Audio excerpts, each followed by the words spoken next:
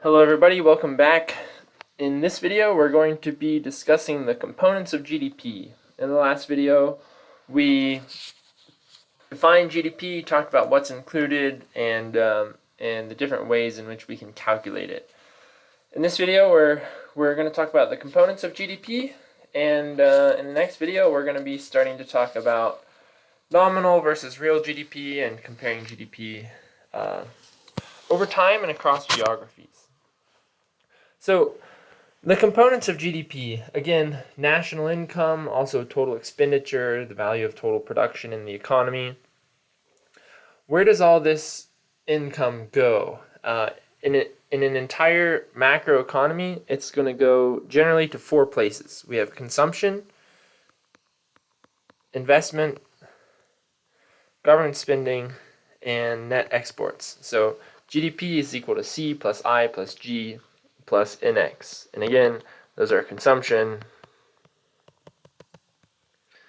investment,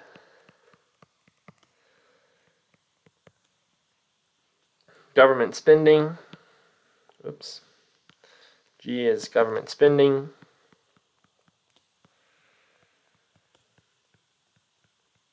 And net exports.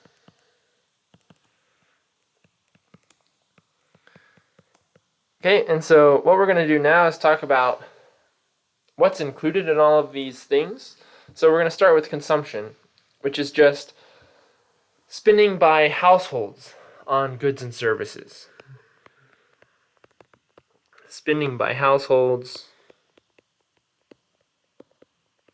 on goods and services. Okay, one important item to note, even though this is spending by households, we don't include new housing. All of these structures are actually going to get included in investment, which we'll talk about in just a second. But all sorts of other goods and services are going to be included here. Goods can be broken down into durable goods and non-durable goods. Durable goods are typically larger items, and these move with the business cycle. Move with the business cycle. The ups and downs of the economy. Typically large items, a couple examples here would be cars, furniture, and appliances, to name a few. And so when the economy is doing well, GDP is going up, people buy more cars and furniture and things like that. When the economy is doing poorly, people consume less. Non-durable goods, on the other hand, are generally necessities.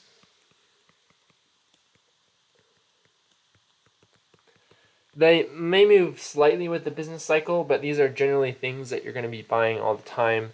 Here, examples could be something like food and medicine. So durable and non-durable goods. And then services. Services include a variety of possible things. One would be teaching, right? But you also have, let's say accounting or marketing or other white-collar jobs, but also wait staff at a restaurant, clerks at retail stores and cashiers and things like that. All sorts of services, especially in the United States. In the next set of lecture notes, our notes on GDP applications, we're actually going to talk about how we've moved from a goods-based economy to a service-based economy. So you can go out and watch that video as well. Okay, and then moving on from consumption to our next category, investment. This is spending on capital equipment, structures, and inventories. Okay, spending on capital equipment,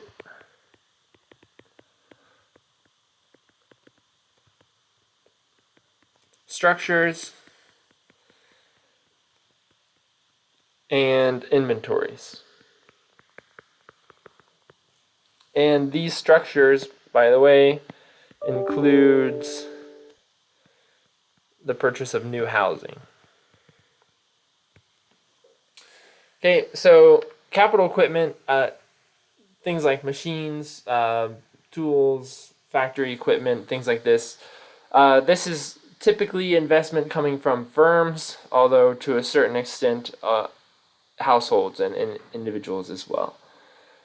And just kind of a note here, we're talking about investment, but this does not mean financial investments like the stock market. That's sort of a different concept. So this investment is, think of it as tools and machines and structures. This last bit about inventories is any production that happens in this year needs to be counted in this year's GDP. So inventories are including goods that are produced this year but not planning to be sold. So even if they're sold next year, they get included in this year's GDP because that's when they were produced. And they would get classified in this inventory section. Government spending, pretty straightforward. Spending on goods and services by local, state, and federal governments. Spending on G&S, goods and services, by local, state, and federal governments.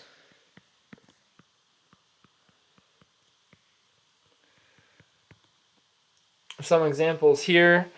Just think about generally all the types of public services we have. These would include things like infrastructure, education, defense, or military. At a local level, it could be a police station. At the federal level, it'd be the military, and so on and so forth. Even something as small as office chairs and structures and things like that, if the government is buying it, that's included in government spending.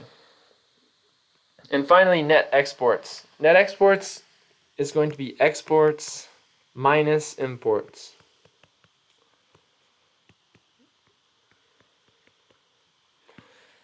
Exports minus imports. And so, by the way, which actually is the case in the US, as we'll see, if imports are larger than exports, because we're subtracting them, it's possible for net exports to be negative.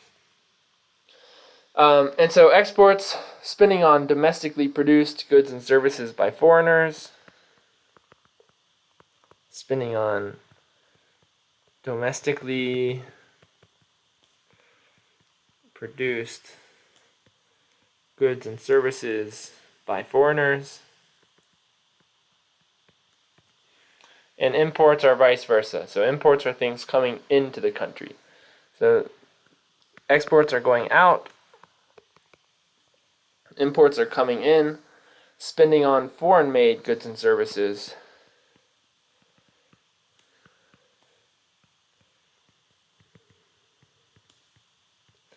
spending on foreign-made goods and services by domestic residents.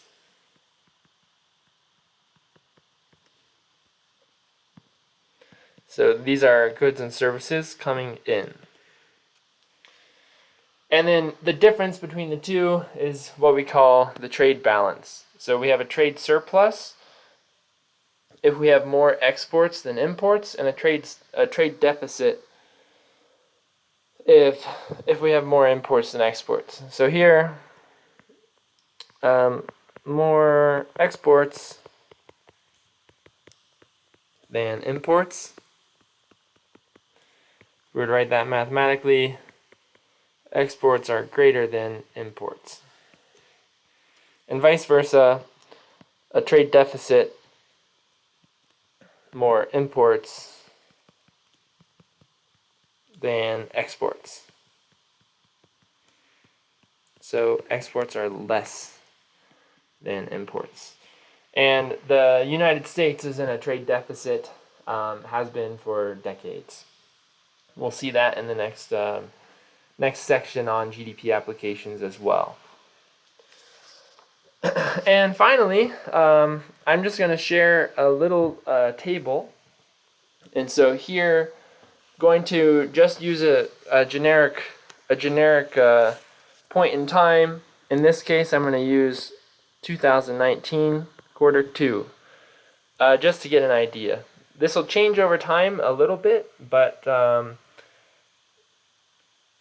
again, only a little bit. And we'll look at that as well in the GDP applications to see how these different components of GDP have changed over time. So, in quarter 2 of 2019, let's start with total GDP. 21,339.1 for 100%, because it is the total, and that's 21,000 billion. This is in billions, so 1,000 billion is trillion. So the United States GDP was $21 trillion. Because this is a value. And so let's break this down into each of the component parts. Consumption, 14 billion, 14.5 billion. Investment, 3.7 billion.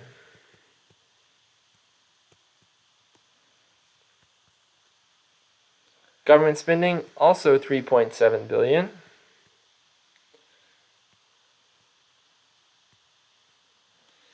And net exports, negative 663 billion.